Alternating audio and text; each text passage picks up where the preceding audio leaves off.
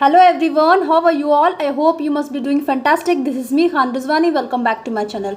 Student आज हम discuss करेंगे रिस्पायरेशन इन प्लांट्स के बारे में. ये mainly class 7th biology chapter respiration in organism में एज अ टॉपिक है और क्लास 10th में आपको biology first chapter life process में भी एज अ टॉपिक स्टडी करना है और 11th बायोलॉजी में आपको एज अ चैप्टर स्टडी करना है रिस्पायरेशन इन प्लांट्स के बारे में. चलिए वीडियो को स्टार्ट करते हैं. सो स्टूडेंट हम इस वीडियो में डिस्कस करेंगे क्लास 7th के सिलेबस को मद्देनज़र रखते हुए. तो स्टूडेंट हमने रिस्पायरेशन के बारे में जाना था कि रिस्पायरेशन एक ऐसा प्रोसेस है जिससे हमें एनर्जी मिलता है ना. देखो दुनिया में जितने भी लिविंग ऑर्गेनिज्म हैं इनकी 3 कैरेक्टरिस्टिक है. फर्स्ट कि ये सेल के बने होने चाहिए, दूसरे कि ये ब्रीथ करने चाहिए है ना, और थर्ड ये रिस्पायर करने चाहिए. ठीक है.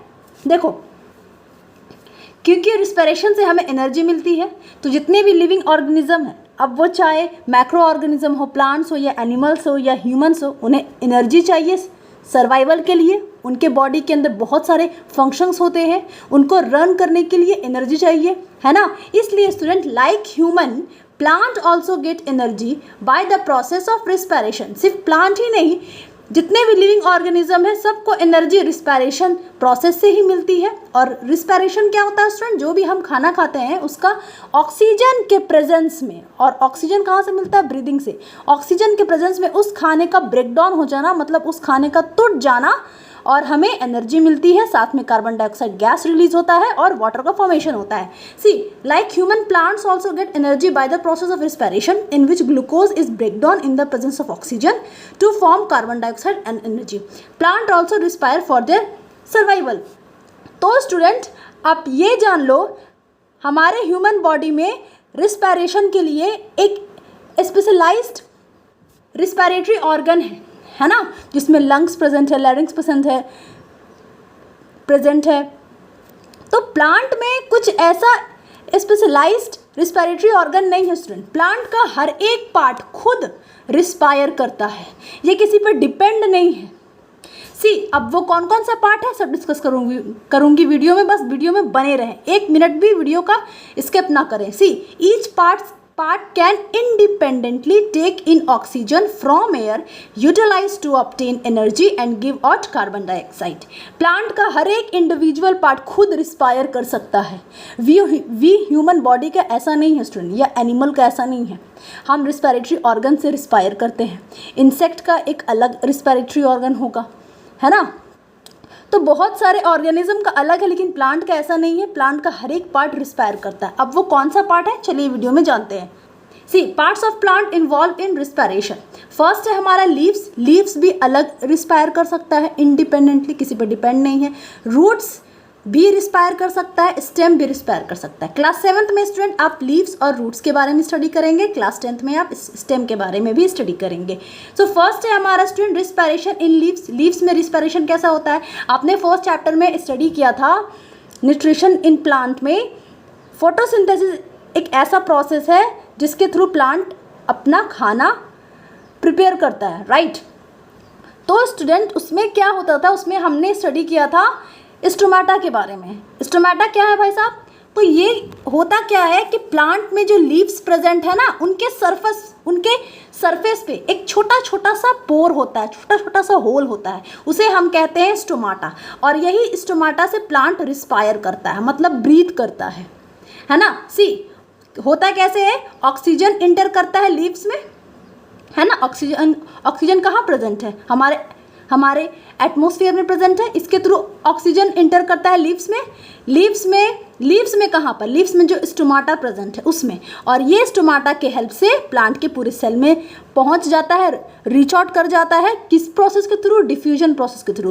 देखो स्टूडेंट डिफ्यूजन होता क्या है ये आप क्लास 10th बायोलॉजी में स्टडी करोगे इस प्रोसेस के बारे में डिटेल में, और class 9th first chapter chemistry में भी स्टडी करोगे. फिलहाल आप इतना जान लो प्लांट रिस्पायर करता है लीव्स से भी.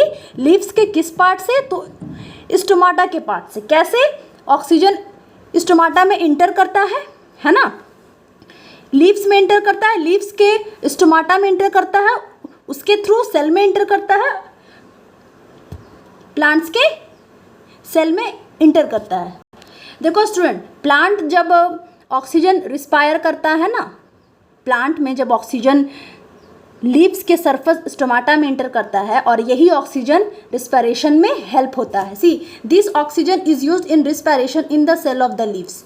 और स्टूडेंट, जैसे वी ह्यूमन हम नोज से इनहेल करते हैं और नोज से एक्सहेल करते हैं, है ना।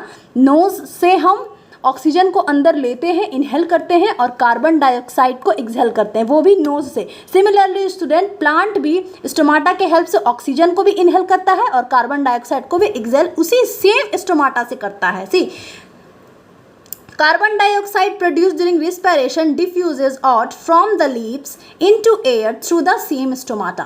तो हमें ये समझ में आता है student, plant breathe through the tiny pores in their leaf surface, tiny pores in their leaf surface called stomata.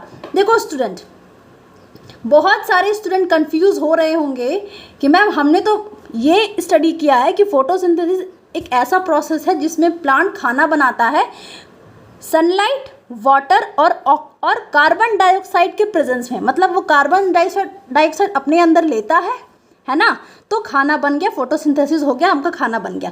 लेकिन खाना बनने के बाद जो बाई प्रोडक्ट निकलता है वो होता है हमारा कार्बन डाइऑक्साइड, है ना। तो फोटोसिंथेसिस में क्या होता है स्टूडेंट, कार्बन डाइऑक्साइड रिलीज होता है, सॉरी ऑक्सीजन रिलीज होता है। कार्बन डाइऑक्साइड फोटोसिंथेसिस में प्लांट खुद के अंदर लेते हैं थ्रू स्टोमाटा और ऑक्सीजन को बाहर निकालते हैं, वो भी थ्रू सेम स्टोमाटा। लेकिन रिस्पायरेशन में एकदम अपोजिट होता है। रिस्पायरेशन में क्या होता है, प्लांट ऑक्सीजन को अंदर लेते हैं और कार्बन डाइऑक्साइड को बाहर छोड़ते हैं, वो भी सेम स्टोमाटा। फोटोसिंथेसिस सिर्फ डे टाइम होगा स्टूडेंट, क्योंकि प्लांट को सनलाइट की बहुत ज़रूरी है फोटोसिंथेसिस बनाने में। लेकिन रिस्पायरेशन में क्या होता है, हमें एनर्जी मिलती है, तो सिमिलरली प्लांट को भी एनर्जी चाहिए, अब वो दिन हो या रात हो, उन्हें तो एनर्जी चाहिए। इसलिए रिस्पायरेशन डे टाइम भी और नाइट टाइम दोनों टाइम होता है। सी सनलाइट मिल रहा है, ये लीव्स का सरफेस है, सनलाइट मिल रहा है, वाटर भी मिल रहा है और CO2 लीव्स में एंटर कर रहा है स्टोमाटा में, है ना। तो ये खाना बन रहा है, कार्बोहाइड्रेट, ठीक है, और ऑक्सीजन का रिलीज आउट होता है, मतलब रिलीज आउट हो रहा है, मतलब ऑक्सीजन बाहर निकल रहा है, तो ये फोटोसिंथेसिस हो रहा है। रिस्पायरेशन में क्या होता है, ये कार्बन डाइऑक्साइड अंदर लेता है ना, कार्बन डाइऑक्साइड अंदर ले लिया और यही कार्बोहाइड्रेट जो बना है ना, ये और कार्बन डाइऑक्साइड दोनों रिएक्ट हो करके स्टूडेंट ये हमारा खाना जो कार्बन डाइऑक्साइड जो कार्बोहाइड्रेट के फॉर्म में स्टोर है, ये ऑक्सीजन से कंबाइन होकर के ब्रेक डाउन होता है, टूटता है और हमें एनर्जी मिलती है। साथ में कार्बन डाइऑक्साइड गैस रिलीज होता है, वाटर रिलीज होता है और एनर्जी मिलती है। ये हो गया आपका रिस्पायरेशन। देखो स्टूडेंट, इसमें एक बहुत अच्छा सा क्वेश्चन अराइज होता है। ये क्वेश्चन ये है student, plant take in oxygen and give out carbon dioxide during respiration, ठीक है, all the time, okay, in day and night, then why do we say that plant supply oxygen to air? देखो student, हम ये बचपन से समझते आ रहे हैं, पढ़ते आ रहे हैं कि प्लांट हमें ऑक्सीजन देता है, प्लांट हमें ऑक्सीजन देता है। लेकिन रिस्पायरेशन में हमने ये स्टडी कर लिया कि प्लांट तो ऑक्सीजन अंदर लेता है और कार्बन डाइऑक्साइड बाहर छोड़ता है ना। तो स्टूडेंट, इसका आंसर आप ये देख लो, in respiration plant take in oxygen and gives out carbon dioxide. Respiration में तो यही होता है ना, ऑक्सीजन के प्रेजेंट में खाना टूटता है तो प्लांट ने ऑक्सीजन ले लिया, स्टोमाटा लीव्स में जो प्रेजेंट है स्टोमाटा उसके थ्रू, है ना, और खाना का फूड का ब्रेकडाउन हो गया, ब्रेकडाउन होने के बाद हमें कार्बन डाइऑक्साइड गैस मिल गया, वाटर मिल गया, एनर्जी मिल गया, और यही कार्बन डाइऑक्साइड जो रिस्पायरेशन में बना ये उसी सेम स्टोमाटा से बाहर निकल गया। देखो student, as soon as the sun rise, जैसे ही सूरज निकलता है मतलब day time, another process called photosynthesis start. तो स्टूडेंट, रिस्पायरेशन का प्रोसेस तो हर वक्त चालू रहता है, 24 आवर प्लांट में रिस्पायरेशन का प्रोसेस होता रहता है, मतलब वो ऑक्सीजन अंदर लेता रहता है, कार्बन डाइऑक्साइड को बाहर छोड़ता रहता है। लेकिन जैसे ही सूरज निकलता है, जैसे ही सनराइज करता है, प्लांट में एक और प्रोसेस स्टार्ट हो जाता है, वो है फोटोसिंथेसिस। और इसमें क्या होता है, प्लांट कार्बन डाइऑक्साइड को लेता है अंदर थ्रू स्टोमाटा और फिर ऑक्सीजन को बाहर निकालता है, वही सेम स्टोमाटा में। तो रिस्पायरेशन और फोटोसिंथेसिस में अगर आपको डिफरेंसेस जाननी है डिटेल्स में, तो मैंने वीडियो अपलोड कर दी है, आप प्लेलिस्ट में जाकर एक्सेस कर सकते हैं, respiration in organism class 7 biology में। सी मेजर डिफरेंस क्या है स्टूडेंट, फोटोसिंथेसिस में क्या होता था, प्लांट खाना बनाता था, है ना, इन the presence of sunlight water and carbon dioxide. Okay, लेकिन रिस्पायरेशन में क्या होता है? रिस्पायरेशन में यही खाना जो प्लांट ने बनाया है इसको ही तोड़ा जाता है इन द प्रेजेंस ऑफ ऑक्सीजन, ताकि हमें एनर्जी मिल जाए, प्लांट को एनर्जी मिल जाए। आई होप आपको डिफरेंसेस बहुत क्लियर समझ में आ गया होगा। इतना जान लो स्टूडेंट, फोटोसिंथेसिस में प्लांट खाना बनाता है, रिस्पायरेशन में वही खाने का ब्रेकडाउन होता है जिससे प्लांट को एनर्जी मिलती है। हमारा सेकंड है स्टूडेंट रिस्पायरेशन इन रूट्स। अब प्लांट रूट से कैसे रिस्पायर करता है? तो होता क्या है स्टूडेंट, देखो जब भी रिस्पायरेशन की बात होगी, अब वो चाहे लिविंग ऑर्गेनिज्म हो या ह्यूमन हो, उसमें ऑक्सीजन का इंटेक होगा और कार्बन डाइऑक्साइड का रिलीज आउट होगा, मतलब वो बाहर निकलेगा। See the root obtained from oxygen for breathing and respiration from the soil. See देखो होता क्या है, the root of a plant take up air from the space between the soil particle. So student मैं बिल्कुल बहुत basic समझा रही हूँ क्योंकि ये क्लास 7th के सिलेबस को मद्देनज़र रखते हुए मैं आपको समझा रही हूँ। क्लास 10th का मैं जब वीडियो अपलोड करूँगी उसमें और डिटेल्स में समझाऊंगी, उसमें और चीज़ें क्लियर हो जाएंगी। देखो this is soil, okay, this is the top layer of soil और ये प्लांट का रूट है ना। देखो स्टूडेंट ये रूट्स पे ना रूट हेयर होते हैं प्लांट्स के, ठीक है, और ये सॉइल है, सॉइल पार्टिकल है, और ये जो स्पेस देख रहे हो ना, ये जो खाली जगह आप देख रहे हो ये एयर स्पेस है। तो होता क्या है स्टूडेंट, प्लांट का जो रूट है ना वो एयर लेता है कहाँ से? ये आप देख रहे हो खाली स्पेस है इसमें से, और सॉइल पार्टिकल से।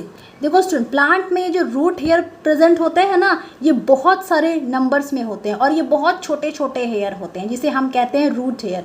ये रूट हेयर का फंक्शन क्या है स्टूडेंट, कि ये कांटेक्ट में रहते हैं सॉइल पार्टिकल्स है ना, इसमें जो एयर स्पेस है इसके कांटेक्ट में रहते हैं, और ऑक्सीजन जो कि एयर में मौजूद है, हमारे एटमॉस्फेयर में इन्वायरमेंट में ऑक्सीजन प्रेजेंट है ना, वो सॉइल पार्टिकल में डिफ्यूज़ हो जाता है, डिफ्यूज़, ठीक है।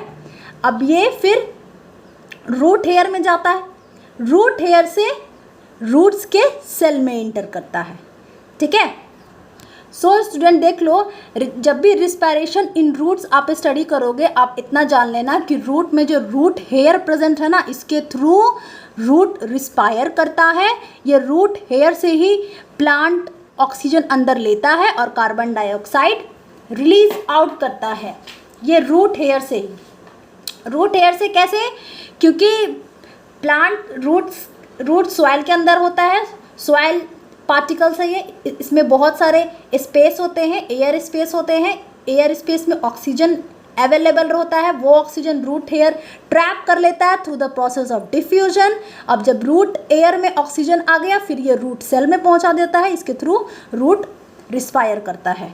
इसलिए स्टूडेंट हम प्लांट में जब भी पानी डालते हैं तो इसको ज़्यादा पानी हमें प्लांट में नहीं डालना चाहिए, क्योंकि होता क्या है, अगर आप ज़्यादा पानी रूट्स को दोगे, प्लांट को दोगे, तो ये सॉइल पार्टिकल्स, ये जो एयर स्पेस होते हैं ना सॉइल पार्टिकल में, ये भी पानी से भर जाएंगे, तो सॉइल में ऑक्सीजन के लिए कोई स्पेस नहीं होगा। तो जब ऑक्सीजन ही नहीं मिलेगा तो प्लांट क्या करेगा, कार्बन डाइऑक्साइड लेने लगेगा और फिर अल्कोहल बन जाएगा और प्लांट अल्टीमेटली डाई कर जाएगा। क्योंकि हमने रिस्पायरेशन में पढ़ा है कि जब खाने का कम्प्लीटली ब्रेकडाउन नहीं होता है तो इंसान एरोबिकली रिस्पायर करता है, और एरोबिकली रिस्पायर मतलब कम्प्लीटली खाने का ब्रेकडाउन नहीं होता है।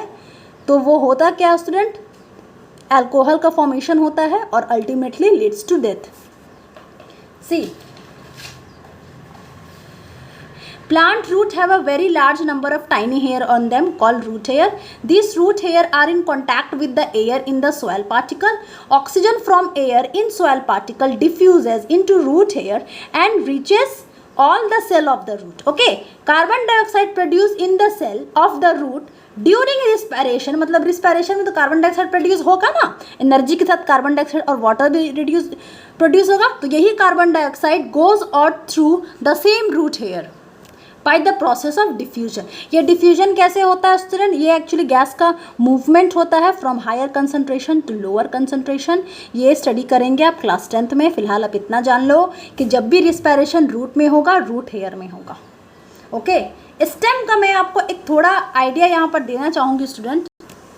स्टेम भी खुद से रिस्पायर करता है स्टूडेंट, वो किसी पर डिपेंड नहीं होता है। आपने प्लांट में देखा होगा स्टेम में ऐसे प्रेजेंट होंगे, इन्हें कहते हैं लेंटिसेल्स, लेंटिसेल्स कहते हैं, और इसके थ्रू प्लांट रिस्पायर करता है। ये जब प्लांट बहुत सेकेंडरी ग्रोथ जब अटेंड करता है ना, तब उनके स्टेम में ये लेंटिसेल्स आते हैं। प्लांट का बहुत सारे ग्रोथ होते हैं स्टूडेंट। प्राइमरी ग्रोथ जब स्टार्टिंग का ग्रोथ होता है, सेकेंडरी ग्रोथ जब प्लांट और फर्दर ग्रो होते हैं। ये सब आप 11th के बायोलॉजी में पढ़ोगे। फिलहाल एक शॉर्ट समरी ये स्टूडेंट इस वीडियो का कि रिस्पायरेशन ऑफ प्लांट होता है, लीव्स में भी होता है, लीव्स में थ्रू स्टोमाटा, इसमें भी ऑक्सीजन अंदर आएगा, कार्बन डाइऑक्साइड, दोनों गैसेस का एक्सचेंज होगा सेम स्टोमाटा से। सिमिलरली रूट्स भी रिस्पायर करेंगे इंडिपेंडेंटली, किसके हेल्प से? रूट्स में जो रूट हेयर प्रेजेंट है उनके हेल्प से। इस रूट हेयर भी ऑक्सीजन लेगा और कार्बन डाइऑक्साइड गैस और रिलीज करेगा।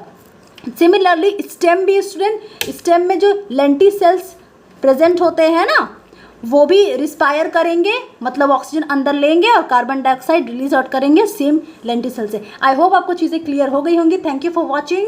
Please subscribe my channel, like my video, share my video, hit the bell icon. God bless you all.